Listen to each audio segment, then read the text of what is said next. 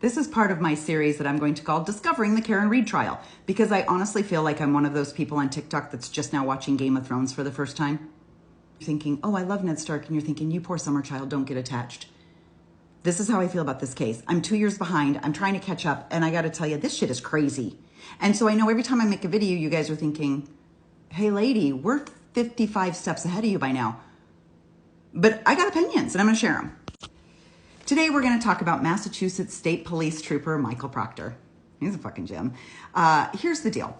I don't know how many big trials I've watched on TV, but it feels to me like every single time the star witness is always the chief investigator, right? This is a guy who's investigating a murder of a Boston police officer. And he's the guy who pulls all the clues together, collects all the evidence. He's a superstar. He solved the crime. He should be the first one standing up there presenting the prosecution's case. So I ask, why do we think it is that Michael Proctor hasn't taken the stand? Got a couple of quick ideas. One, Jen McCabe's testimony kind of buried him, right? She basically accused him of flawed work. She went on to say that all the mistakes and all the reports are all his fault. So she sort of threw him under the bus. If he goes on the stand now, he either has to agree that his work is flawed, B, he has to contradict her, which would then make her look like she lied on the stand, which I think she did. Or he has the third option of just getting up there and pleading the fifth and not doing a damn bit of good for either side. Okay. But I do find it interesting timing because in March, the Massachusetts State Police opened an internal investigation into a potential violation of department policy by Trooper Proctor. So he's under investigation. I wonder if it's anything to do with these 2 pages of missteps I have collected on him. So first, when looking into Jen McCabe's communications, right, when he looked to see who she was talking to during that 24-hour period, he only pulled the phone records of 3 people, John O'Keefe, Karen Read, and Carrie Roberts. He completely ignored any other communication that Jen McCabe had with her husband or any of the Alberts.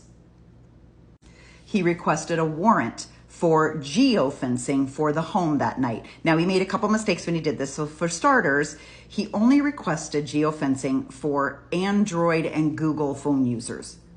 Even though 65% of phone users, roughly 65%, use some sort of Apple product, iPhone product, he went ahead and just asked for the geofencing location tracking on people who used Android or Google. Okay, pretty limiting, especially considering we know that Brian Albert and Jen McCabe and John O'Keefe all used iPhones. Convenient. He also only requested 6.5 hours of geofencing from 12 midnight to 6:30 in the morning. What he should have done was just gotten a warrant for geofencing on the Albert home for the next 4 weeks so he could monitor who was coming and going since it is a crime scene. And lastly, when he submitted the warrant, he put in there the stipulation that law enforcement shall have the discretion to remove any information or phones that they didn't deem relevant. So even if it did come back with somebody at that party that he felt was irrelevant, he could have just taken the information out prior to handing the evidence over to the defense. And I don't know how hard it is to get a person's name and address and phone number correct on the police records, but it seems that police that were taking the statements in the Alberts lawn that morning could have looked right up and stared at the house and seen what the address is, but for some reason, Brian Albert's address is incorrect. They put the neighbor's address on a lot of the reports. Almost like they didn't want it reported that the crime took place at Albert's house. The original statement from the Canton PD had Brian Albert's phone number listed on there, and strangely enough, later on, when those police reports were in the hands of the state police department, the phone number got changed. Now, luckily, the defense already had the master copy, and so they noticed that the report was updated, but the date didn't change. So someone just went in and monkeyed with the phone number. Someone with a lot of authority who has the ability to do that. And let's not forget that Trooper Proctor is a close family friend of the Alberts, a fact he preferred to keep hidden from the defense. In fact, his mother refers to the Alberts on Facebook as her second family. Yeah, Colin Albert was in the wedding of Proctor's sister, I think it was. He was the ring bearer. Julie Albert is contacted Proctor's sister to relay a message to Proctor saying that they would love to send him a thank you gift after this is all over with. And Proctor, instead of saying, please tell her to stop texting stuff like that, that's illegal, what he said was, just get something for Elizabeth. That's his wife. There is some strange happenings with the video footage. So for example, the video footage from the Canton Library is inconclusive. Let's call it that.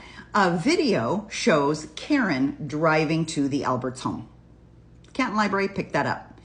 But when Karen left the Alberts home and drove back to O'Keefe's home, a video angle that would have shown the back end of her car to see if there was any damage or a busted taillight, well, that video went missing. It's 2 minutes of the video that's missing right at about the time that Karen's car, based on GPS and based on phone records and everything, would have been driving by.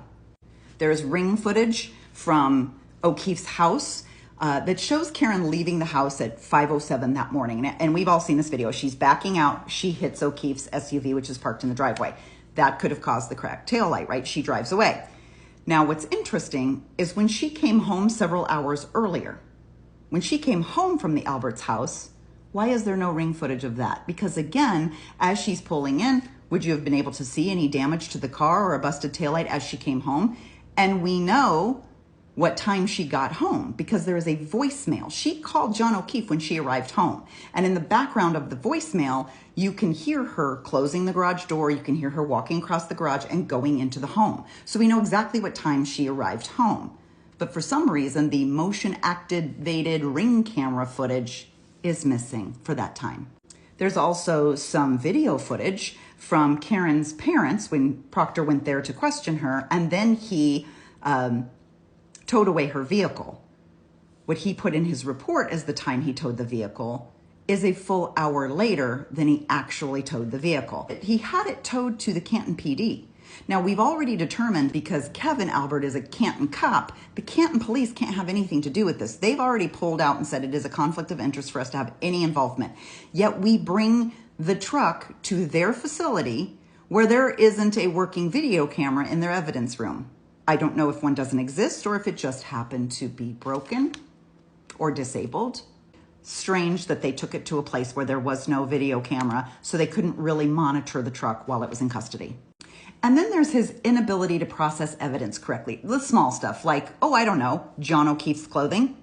We still think that there's a missing belt, a missing baseball cap, and perhaps even a missing tennis shoe, right? Like I think there's one shoe that still hasn't been found. Now, Proctor had John O'Keefe's clothing in his possession. It was in his chain of custody. And people at the scene described this clothing as saturated, wet, bloody, blood-soaked, blah, blah, blah, a lot of different definitions. Proctor had that clothing, but he didn't submit it to a lab for testing or processing until several weeks later. Don't you know that the first 48 hours of a murder case are the most important? That clothing could have had important evidence on it, like hair, skin, all kinds of different stuff on it that could have been tested to see if anybody else handled John or touched John O'Keefe that night. I also didn't realize that as this investigation was going on between the second week of February and the end of March, Jen McCabe placed 8 phone calls to Michael Proctor, who is the head investigator. She's a witness, and she called him 8 times. Yet she got up in the stand and said she couldn't remember him even calling him even once. And one of those calls lasted 17 minutes. If I'm a key witness in the murder of one of my good friends, and I've been talking to the investigator, I'd probably remember that. More to come.